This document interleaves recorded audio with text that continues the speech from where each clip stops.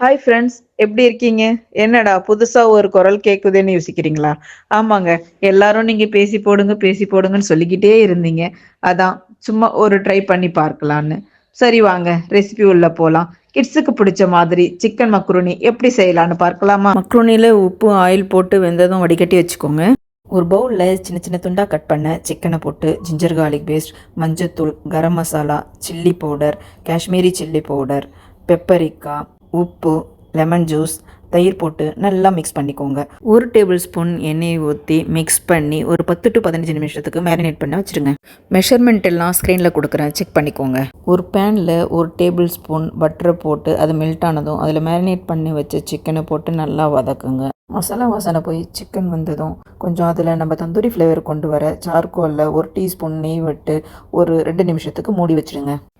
Ready பண்ண சிக்கனை தனியாக எடுத்து வச்சுருங்க. 2 டேபிள் ஸ்பூன் எண்ணெய் விட்டு அதில் சின்ன சின்னதாக கட் பண்ண இஞ்சி பூண்டு போட்டு கொஞ்சம் வதக்கி அதோட கட் பண்ணி வச்சுருந்த வெங்காயம் உப்பு சேர்த்து நல்லா வதக்குங்க. அப்புறமா கொஞ்சம் carrot, red capsicum, green capsicum போட்டு நல்லா வதக்கிக்கோங்க. Chilli powder, pepper, soya sauce போட்டு கொஞ்சம் வதக்கி அதோட tomato paste, Schezwan chutney, tomato ketchup போட்டு நல்லா வதக்கி விடுங்க.